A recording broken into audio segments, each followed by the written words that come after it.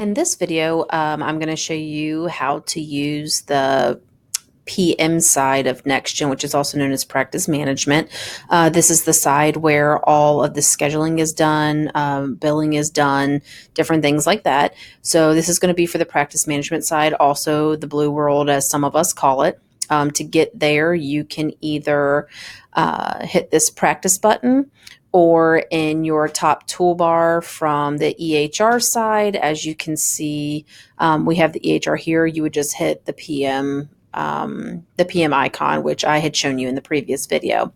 So this takes us to the PM or practice management side of NextGen. Now with this, we have a bunch of icons as well. So I will be going through the icons as well as what you can and cannot do with them. First, you have the lookup icon. In this icon, you can look up people. So if I put Chester or Crystal Tester in here, I can see my person. If I double click on it, I can update their demographics and different things like that. So once this pulls up, you'll be able to see what we can do. So now you can see that this is their demographic tab. You can update their address, anything like that. You can update their phone numbers from here, insurance from here. You can update their patient status as if they are an active patient, bad debt, different things like that. I believe this is where you can put their PCP information in. Their relationship roles, so you can add a spouse as the emergency contact, you can add child, different things like that. You can add their pharmacy information here as well. So that is what that lookup, the lookup icon does. It just allows you to look up the patient and change anything within the different demographic pop-up that pops up. You also have an appointment list icon, and with this icon, you can just once again put the patient in. This will list all of their appointments that they've had in NextGen, past, present, and future. You can put them in chronological order. This is a way that you can look up a patient's appointment without actually going into their chart. Sometimes you may need that, or you just want like a quick reference. Sometimes most people go into the actual chart itself. As you can see here, Crystal Tester has a bunch of appointments. They start 2012, 2014. But if I click this button, it will put the most recent on top.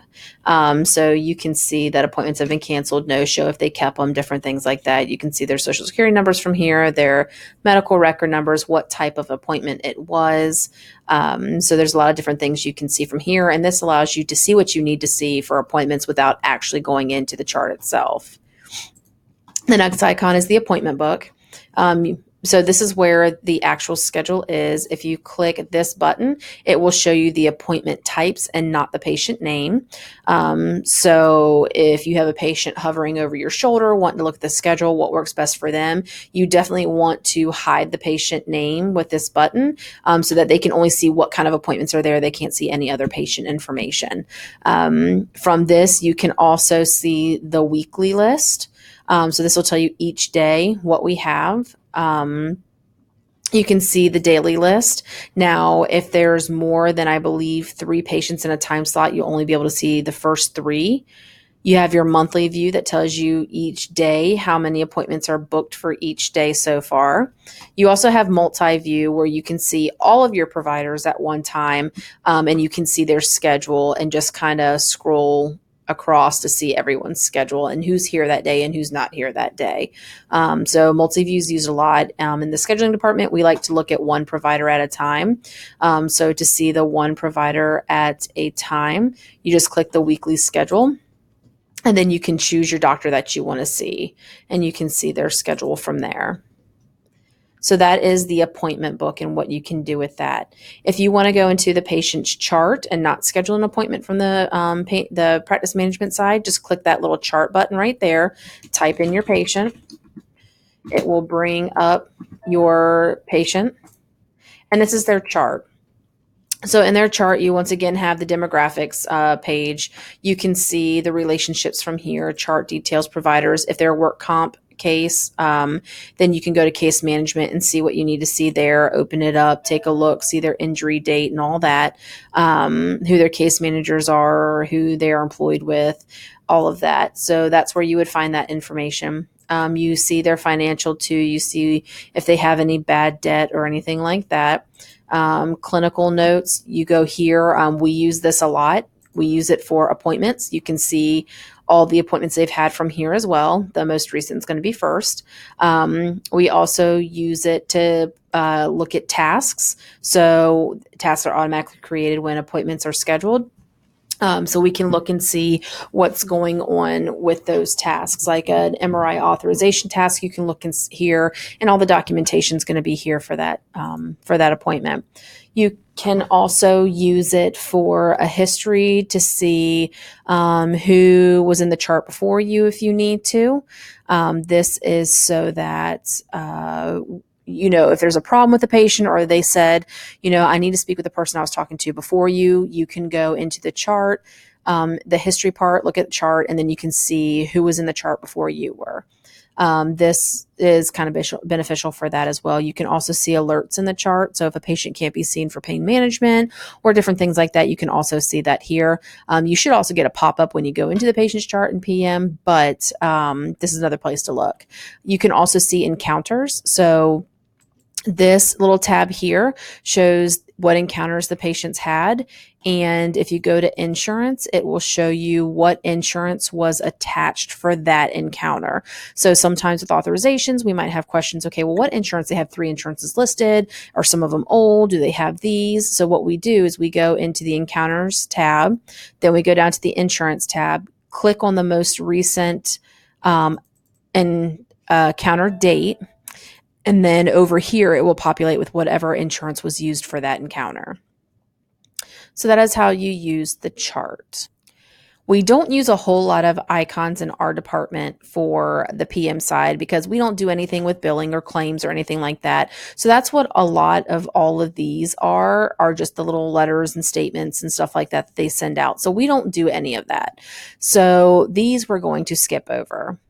The next thing we're going to do is the mailbox. So if you click here, everybody has a mailbox in NextGen. This is how we communicate with everybody when we need to spread the word to everybody about a party or a cookout or just a general FYI on rule changes. When you click this mailbox button, it'll bring the mailbox up with all the stuff you need. If you need to delete one, you can click on that and hit this button. It'll go into the delete folder, the trash folder. If you ever deleted something, you're like, man, I know I got an email on that. I need to see that email. If you go into your trash one, this stores all of the emails you've ever received in NextGen that you've deleted. So they will all be in here till the end of time. So that's where you'll do that. If you want to send an email out to staff, you just click on this button right here. You double click on the to NextGen and you can pick anybody you want to send to.